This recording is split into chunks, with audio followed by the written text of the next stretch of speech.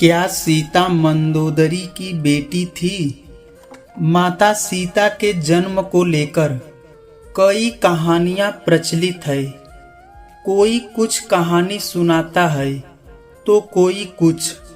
इसलिए साफ साफ कहना मुश्किल है कि सीता की माता कौन थी।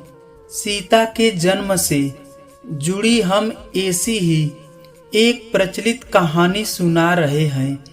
एक बार लंकापति रावण के तप से खुश होकर भगवान ब्रह्मा उसे वरदान मांगने को कहते हैं।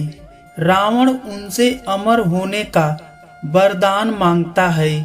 ब्रह्मा जी उसे अमर होने के अलावा कोई दूसरा वरदान मांगने को कहते हैं। रावण वरदान में मांगता है कि मुझे सुर, असुर, पिशाच, नाग, किन्नर या अप्सरा कोई भी न मार सके। रावण मनुष्य द्वारा न मारे जाने के बारे में नहीं बोलता है, क्योंकि वह जानते मनुष्य को तिनके के समान समझता था। वरदान पाने के बाद रावण हर तरफ तबाही मचाना शुरू कर देता है। एक दिन वह दंडकारण्य नामक जगह पहुंचता है, जहां ऋषि मुनियों का निवास था। रावण को ऋषि मुनियों को मारना उचित नहीं लगा, लेकिन वो उन ऋषि मुनियों के रक्त को एक कमंडल में भरकर साथ ले जाता है। वह कमंडल गृत्मद ऋषि का था, जो पुत्री की लालसा से माता लक्ष्मी से प्रार्थना करते थे कि वह उनके घर पुत्री के रूप में जन्म ले।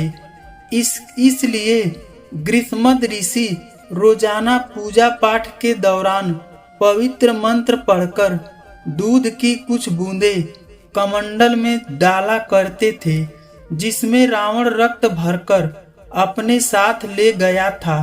रावण कमंडल को लंका ले गया और वहां पहुंचकर कमंडल अपनी पत्नी मंदोदरी को देकर कहता है, यह विषैले रक्त से भरा है, इसे संभाल कर रखना और किसी को मत देना। कुछ दिन बाद विहार के लिए रावण किसी पर्वत पर चला जाता है। मंदोदरी को इस तरह रावण का जाना अच्छा नहीं लगता है।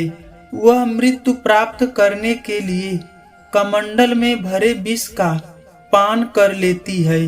कमंडल के रक्त को पीने के कुछ समय बाद मंदोदरी गर्भवती हो जाती है।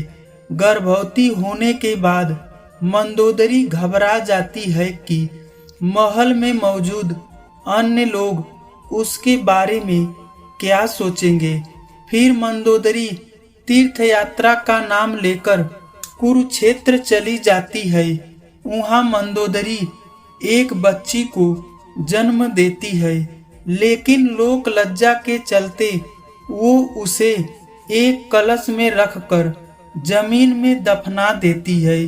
कुछ दिनों के बाद राजा जनक भी कुरुक्षेत्र जाते हैं। जब वह जमीन में हल चलाते हैं तो उन्हें वहां कलश मिलता है, जिसमें मंदोदरी ने बच्ची को रखा था। बच्ची को कलश से निकालते ही आसमान से फूलों की वर्षा होने लगती है और साथ में आकाशवाणी भी होती है। आकाशवाणी में राजा जनक द्वारा उस कन्या के लालन पालन की बात कही जाती है। हल के आगे का नुकीला भाग से टकराने की वजह से कलश मिला था। इसलिए राजा जनक ने कन्या का नाम सीता रखा था। धन्यवाद दोस्तों।